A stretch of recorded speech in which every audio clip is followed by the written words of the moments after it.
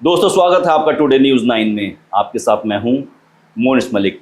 आज हम आपके सामने ऐसी कहानी लेकर आए हैं जो न केवल इंसानियत और करुणा की मिसाल है, बल्कि यह भी दिखाती है कि कैसे धार्मिक और कूटनीतिक प्रयास सीमाओं को पार कर किसी की जिंदगी बचा सकते हैं।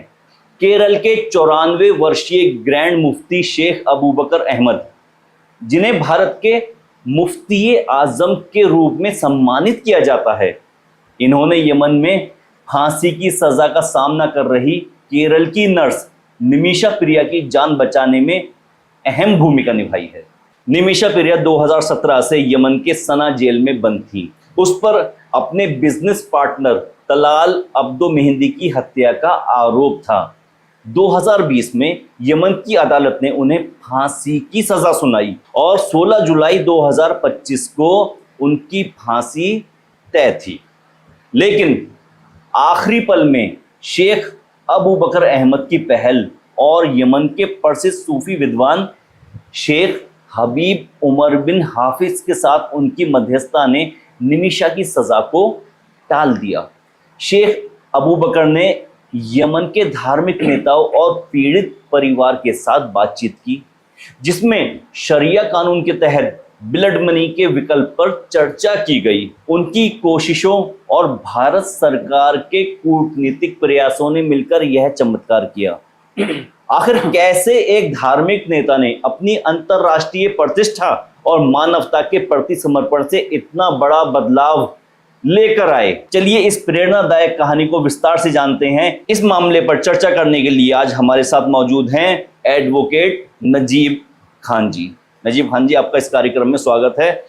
एडवोकेट नजीब खान ना सिर्फ वकील हैं, अधिवक्ता हैं, बल्कि इस्लामिक मामलों के अच्छे जानकार भी हैं। एक सवाल ये उठता है कि बहुत से लोग ये नहीं जानते हैं कि शेख अबू बकर अहमद, जिनका कि बार बार जिक्र किया जा रहा है, कि आखिर वो कौन हैं, क्योंकि वो एक साउथ की पर्सनैलिटी हो गए और हम लोग नॉर्थ में रहते हैं और हम ज़्यादा उनके नाम से वाकिफ नहीं हैं। तो चलिए जानते हैं कि शेख अबू बकर अहमद कौन हैं, और जैसा कि उन्हें ग्रैंड मुफ्ती कहा जा रहा है, मुफ्ती हिंद कहा जा रहा है, वो क्यों कहा जा रहा है, उनका समाज को लेकर क्या क्या योगदान है, और उन्होंने अभी तक मतलब ओवरऑल ये जानते हैं कि शेख अबू बकर साहब आखिर हैं कौन। तो जी नजीब अहमद जी, एक नाम बार बार सामने आ रहा है, अगर हम नेशनल मीडिया की बात करें या फिर इंटरनेशनल मीडिया की बात करें, तो हर जगह एक नाम सुनाई पड़ रहा है, शेख अबू बकर अहमद। तो एक बार हमारे दर्शकों को बताइए कि ये शेख अबू बकर अहमद आखिर हैं कौन?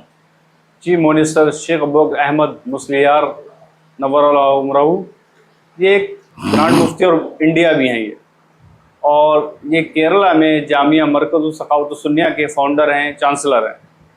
ही is the chancellor and founder Markaz Sakhawat Sunniya and secretary all India Muslim Jamiat Ulama, president of Islami education board of India, Islami education board of India के भी अध्यक्ष हैं, इस्लामिक कम्युनिटी ऑफ इंडिया के भी अध्यक्ष हैं।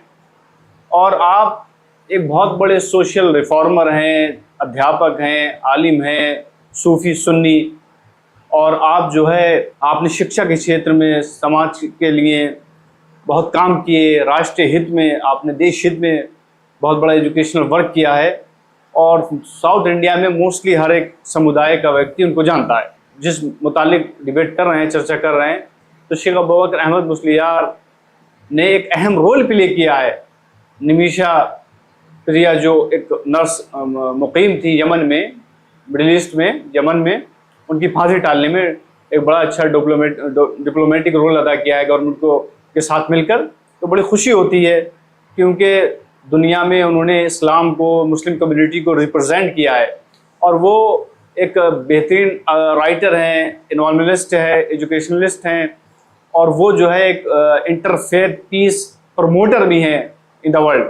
और वो मोस्टली नेशनल लेवल पे, इंटरनेशनल लेवल पे पीस कॉन्फ्रेंस में जाते हैं, सूफीज कॉन्फ्रेंस में पार्टिसिपेट करते हैं, पूरे मिडिल ईस्ट में, अमेरिका में, टर्की में, और वो भारत देश का नाम रोशन करते हैं, जिससे हमें बड़ी खुशी हासिल होती है। जी, और दर्शकों को एक बात बताते हुए चलें कि ये जो ब्लड मनी का जो अभी हमने जिक्र किया था, तो ये ब्लड मनी लगभग 10 मिलियन डॉलर थी। 10 मिलियन डॉलर की बात सामने आ रही थी। और निमिषा के द्वारा जिस व्यक्ति का मर्डर किया गया था और जो पीड़ित परिवार था, उस पीड़ित परिवार ने ये 10 मिलियन डॉलर की रकम लेने से मना कर दिया था। उनका कहना ये था कि हमें पैसा नहीं चाहिए, हमें मौत के बदले मौत चाहिए, खून का बदला हमें खून चाहिए।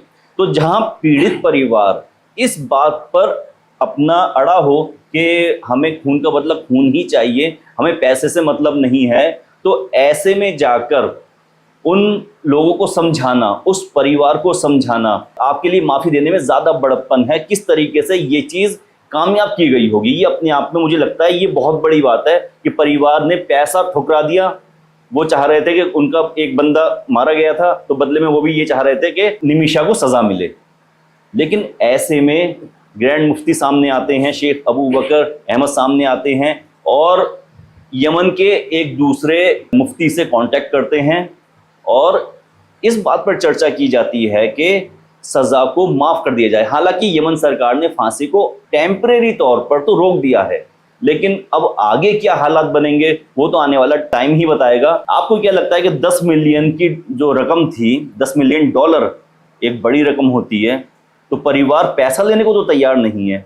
वो ये कह रहा है कि इसे निमिषा को सज़ा ही होनी चाहिए। ऐसे में शेख अबू बकर के लिए कितनी बड़ी मुश्किल रही होगी उस परिवार को समझाने के लिए। जी मोनिश सर, एक्चुअली शेख अबू बकर मुस्लियार सुन्नी सूफी इंटरनेशनल इस्लामिक स्कॉलर हैं और भारत के सबसे बड़े मोस्ट पावरफुल रिलीजियस लीडर हैं इस वक्त इंडिया में, और एक बहुत इज्जत वाला उनका मकाम है। तो उन्होंने हाफिज़ बिन उमर जो एक सुन्नी सूफी स्कॉलर हैं यमन के, उनसे कांटेक्ट किया। वो बहुत सारी जो नेशनल इंटरनेशनल कॉन्फ्रेंसेस में उनसे मुलाकात के लिए केरला आते रहते हैं, तो उन्होंने उसको एग्री किया फैमिली को। और इस्लाम में ये कानून भी है कि अगर जो है फैमिली माफ़ कर दे तो माफ़ी मिल जाती है। तो शेख साहब ने एक बड़ा अहम रोल प्ले किया, परिवार को राहत मिली, देशवासी खुश हैं, फैमिली खुश है, हमें बहुत प्राउड है। क्योंकि और शेख साहब जो खिदमत कर रहे हैं इस मुल्क की राष्ट्र हित में, समाज हित में, तो काबिल एहतराम हैं। और नेशनल इंटरनेशनल अरब मीडिया ने इस पे शेख अबू बकर अहमद मुस्लियार की बहुत सारे रिस्पेक्टेड जो है न्यूज़ भी चलाई। तो हमें खुशी होती है, क्योंकि आप हैरत करेंगे सर कि साउथ इंडिया के अलावा ऑल ओवर इंडिया में Sheikh Abu Bakr Ahmad Musliyar grand mufti of India के 12,000 से प्लस प्राइमरी स्कूल चल रहे हैं, 10+ सीनियर सेकेंडरी स्कूल्स हैं, 700 के करीब यूनिवर्सिटीज़ और कॉलेजेस हैं, कि वो कितना इम्पोर्टेंट रोल प्ले कर रहे हैं जो है यंग जनरेशन को एजुकेशन पहुंचाने का और रोज़गार फराहम कराने का। उनका मिशन भी यही रहता है। वो पीस पे काम करते हैं, वो सूफिज्म को प्रमोट करते हैं, पीस और जस्टिस को प्रमोट करते हैं। वो गरीब बच्चों यतीम बच्चों की कफालत करते हैं। इसका इस्लाम में बड़ा महत्व है। और वो चाहते हैं कि इंडिया के जितने बैकवर्ड हैं, जितने भी पिछड़ा वर्ग है, उन तक मजबूत एजुकेशन पहुंचे, ताकि बच्चे इस लायक बन सकें कि वो अपने मुल्क को, अपने समाज को रिप्रेजेंट कर सकें, उनकी कम्युनिटी, उनका समाज तरक्की याफ्ता हो और वो इज्जतदार शहरी की ज़िंदगी गुजारे। इस पहलू पर grand mufti of India Sheikh Abu Bakr Ahmad Musliyar ने बड़ी ज़बरदस्त खिदमत अंजाम दी हैं और बहुत ज़बरदस्त इम्पैक्ट वाले आलिम दीन हैं। उनके बारे में आप नेट पर जाके गूगल पे आप चेक कर सकते हैं, पढ़ सकते हैं कि उन्होंने एजुकेशन के क्षेत्र में, उन्होंने शिक्षा के क्षेत्र में, शांति स्थापित करने के क्षेत्र में उन्होंने बहुत ज़बरदस्त काम किया, जो सदियों तक याद रखा जाएगा।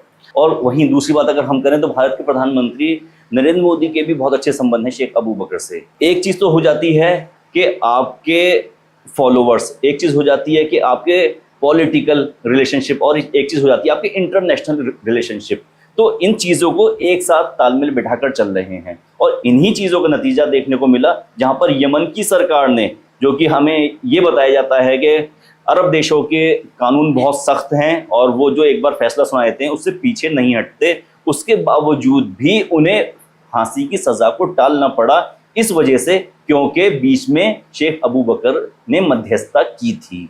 ये अपने आप में बहुत बड़ी बात हो जाती है। तो इस चीज़ को कैसे देखते हैं आप? देखिए मोनिश सर, उनके ऑलरेडी इंटरनेशनल रिलेशन है अरबिक जो है कंट्रीज, नेशन से, रॉयल फैमिलीज से, अरबिक किंग से। वो नौकरियां भी लगाते रहते हैं, ज़रूरतमंद जो स्टूडेंट हैं उनको नौकरी के लिए भेजते रहते हैं। और वो जो है वहाँ पे जो कॉन्फ्रेंसेस होती हैं शिक्षा एजुकेशन को लेकर, पीस को लेकर, सूफिज्म को लेकर, शांति को लेकर, उसमें भी वो पहुँचते रहते हैं।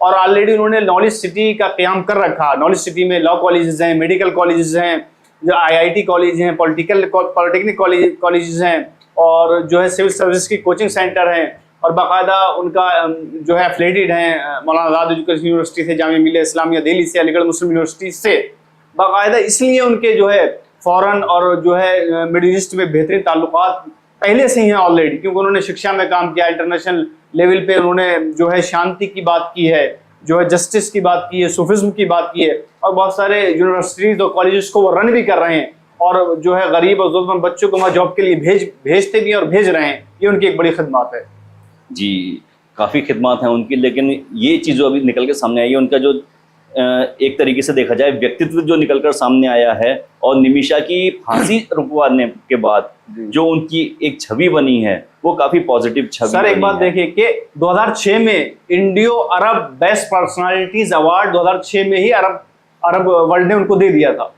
आप देखें उनका जो है क्या रिस्पेक्ट है अरब वर्ल्ड में, और OIC ने भी उन्हें एक अवार्ड पहले ही दे रखा था।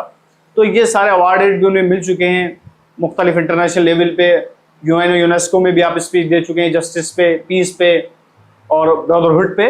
तो एक बड़ी इंटरनेशनल नेशनल लेवल की शख्सियात हैं। बहुत सारे कॉलेज और यूनिवर्सिटीज़ में उनके गरीब यतीम बच्चे स्टडी कर रहे हैं, बड़ी बड़ी पोजीशन पे पहुंच रहे हैं, बड़ी बड़ी जॉब हासिल कर रहे हैं, जिससे राष्ट्र की, नेशन की तरक्की हो रही है इंडिया के हमारे, और जिससे मुख्तलिफ बैकवर्ड जो कम्युनिटीज़ हैं, फैमिलीज़ हैं, वो आगे आ रही हैं। यमन के लिए एक बात ये भी आप बताते हुए चलते हैं, यमन एक अस्थिर देश है। यमन हमारे देश की तरह एक स्थिरता वाला देश नहीं है, अस्थिर देश है, क्योंकि सरकार अलग लोगों के कब्जे में है, और वहाँ पर आपको जैसा पता है कि हूती लोग भी हैं, हूती लड़ाके भी हैं वहाँ पे। तो दो पैरेलल सरकारें एक तरीके से देखा जाए तो चल रही हैं वहाँ पे। ऐसे में इन लोगों के साथ अपना सामंजस्य बिठाना और फिर उसके बाद निमिषा की सज़ा को माफ़ कराना, ये भी अपने आप में काफ़ी टेढ़ी खीर था। तो भारत सरकार की कूटनीतिक प्रयास और बीच में मध्यस्थता करते हैं शेख अबू बकर। तो इस तरीके से प्रोसेस फॉलो किया गया, तो उस प्रोसेस का नतीजा ये निकला कि टेम्परेरी तौर पर एक बहुत बड़ा काम, फांसी की सज़ा को टाल दिया गया। अब ये सज़ा आगे तक चलती है या फिर कुछ बदलाव होते हैं, इसमें आने वाला वक्त ही बताएगा। अच्छा एडवोकेट साहब, एक बात ये सामने आती है कि जब हम बात करते हैं ग्रैंड मुफ्ती, वो ग्रैंड मुफ्ती भी हैं और एक बिजनेस पर्सनैलिटी भी हैं। उनका अपना नॉलेज सिटी मरकज़ है और एक बिजनेसमैन भी हैं, साथ साथ ग्रैंड मुफ्ती। अच्छा एक बात सामने आती है एडवोकेट साहब कि जब हम बात करते हैं कि ग्रैंड मुफ्ती की, ठीक है, और आपने भी अपनी बात में बार बार जिक्र किया कि वो सूफ़ी स्कॉलर हैं, सूफ़ी स्कॉलर हैं, और हमारी तरफ एक सूफ़ी स्कॉलर जिनका नाम बच्चे की ज़ुबान पर है, वो हैं आला हज़रत इमाम अहमद रज़ा खान बरेलवी। वो भी अपने टाइम के मुजद्दिद थे, सूफ़ी स्कॉलर थे। तो क्या इन दोनों में आपस में कोई संबंध है, कोई कनेक्शन बनता है इनमें आपस में? जी अल्हम्दुलिल्लाह, जो शेख अबू बकर मुस्लियार हैं वो आला हज़रत की फ़िक्र के आलिम हैं, सुन्नी सूफ़ी आलिम दीन है, और वो आला हज़रत का जो अक़ीदा था, जो तरीक़ा था, उसी को फॉलो करते हैं, और वही उसी लेवल पे दीन की तबलीग और इरशाद करते हैं सुन्नी अक़ीदे पे। और इनसे पहले जो ग्रैंड मुफ्ती ऑफ इंडिया थे अल्लामा अख्तर रज़ा खान, जिन्हें we are now also Tajushshariya रहमतुल्लाह अलैह, इनसे पहले वो ग्रैंड मुफ्ती ऑफ इंडिया थे। उनके बाद आपको अपॉइंटेड किया गया, तो आपकी फ़िक्र सुन्नी सही अक़ीदा, सुन्नी सूफ़ी फ़िक्र के हैं, और आप आला हज़रत के बहुत मोहब्बत करने वाले, उनके नातों से, उनकी तालीमात से, और उनको फॉलो करने वाले अल्हम्दुलिल्लाह। तो जैसा कि आपने देखा कि एक नर्स जिसकी शेख अबू बकर अहमद जान बचाते हैं, फांसी की सज़ा टलवाते हैं, दरअसल उस नर्स का जो मामला था वो ये था कि इंडिया से वो एज अ नर्स अपॉइंट की गई थी सरकारी हॉस्पिटल में यमन के, लेकिन कुछ टाइम बाद वो अपनी जॉब को ड्रॉप करके एक हॉस्पिटल खोल लेती हैं। क्योंकि अरब देशों का ये कानून है कि जब वहाँ पर कोई बिज़नेस किया जाता है तो आपको एक स्थानीय, मतलब एक अरबी पार्टनर की ज़रूरत होती है। तो जिनका नाम बार बार आ रहा है, तलाल अब्दो मेहंदी, तो वो उनके बिजनेस पार्टनर थे। तो बिजनेस पार्टनर में जो भी बात रही हो, जैसा भी पुलिस जानती होगी, तो उनकी आपस में नाइत्तेफाकी हुई, जिसकी वजह से निमिषा को ये कदम उठाना पड़ गया। उसके बाद के हालात आपको पता हैं कि 16 जुलाई को निमिषा को फांसी होनी थी, लेकिन आज 18 जुलाई हो गई है, और शेख अबू बकर के प्रयासों के फलस्वरूप निमिषा की फांसी को टाल दिया गया है। तो ऐसे ही हमारे पास और अपडेट आती है तो हम आपको बताते रहेंगे। हमसे जुड़े रहें और देखते रहें टुडे न्यूज़।